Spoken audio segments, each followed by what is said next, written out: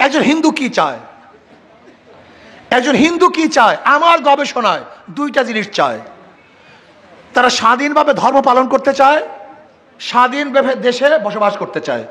কি কথা বলেন না কেন?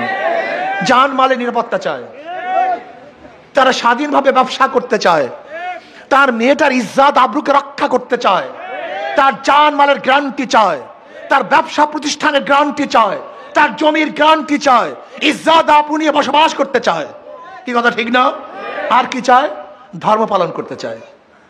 আমাকে বলুন তো, ৭১-এর পর থেকে আজ পর্যন্ত ৫ ওয়াক্ত জামাতে নামাজ পড়ে যারা আল্লাহকে ভয় করে, ইসলাম মানে, এরকম একজন আলেম বা দিনদার কোন হিন্দু মেয়েদেরকে সিলোথানি করছে, ধর্ষণ করছে দেখাতে পারবেন?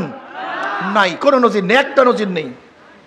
যারা দিনদার ইসলাম পালন করে তারা কোন হিন্দুর জমি আত্মসাৎ করছে দেখাতে পারবেন?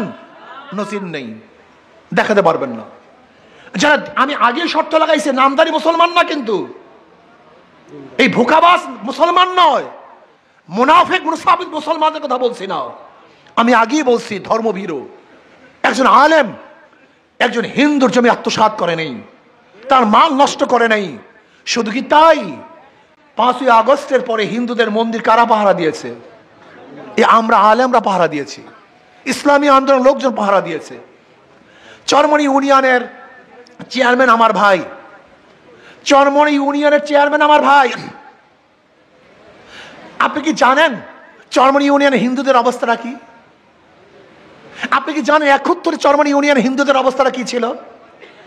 ৭১ সনে চরমনি ইউনিয়নের আশেপাশের ইউনিয়নের হিন্দুগুলি আমাদের মাদ্রাসায় সবাই আশ্রয় গ্রহণ করেছে, আমাদের মাদ্রাসায়, আমাদের বাড়িতে আশ্রয় গ্রহণ করেছে। ৭১ পরে সমস্ত হিন্দুদের প্রোটেকশন আমরা দিয়েছি। আপনারা জেনে দেখুন, আমার ভাই চেয়ারম্যান থাকাকালীন বরিশাল বিভাগের মধ্যে এই বছর ৫ই আগস্টের পরে যে দুর্গাপূজা হয়েছিল, বাংলাদেশে কোনো জায়গায় দুর্গাপূজার মণ্ডপ না বাড়লেও নতুন ভাবে চরমনাইতে ২টা দুর্গাপূজার মণ্ডপ বেড়েছে। আমার ভাই যখন চরমনাই ইউনিয়নের চেয়ারম্যান ছিলেন, এখনো আছেন, তার চেয়ারম্যানের আমলের প্রথম ঘাট এক হিন্দু মন্দিরের পুকুরের মধ্যে প্রথম ঘাট বরাদ্দ দিয়েছিল। আমার চরমনাই ইউনিয়নের প্রত্যেকটা হিন্দু, তারা মনে হয় যেন সবচেয়ে ভালো, বাংলাদেশের মধ্যে সবচেয়ে নিরাপদে বসবাস করতেছে। আপনি খবর নিয়ে দেখেন, আমি মিথ্যা বলছি না, সত্য বলছি। এর কারণটা কি? ইসলাম মানে শান্তি, ইসলাম মানেই শান্তি। ইসলাম জালেমের নাম নয়, জুলুমের নাম নয়, অত্যাচারের নাম নয়। ইসলাম মানে ধর্ম বর্ণ নির্বিশেষে প্রত্যেকটা মানুষকে অধিকার ফিরিয়ে দেওয়ার নাম ইসলাম।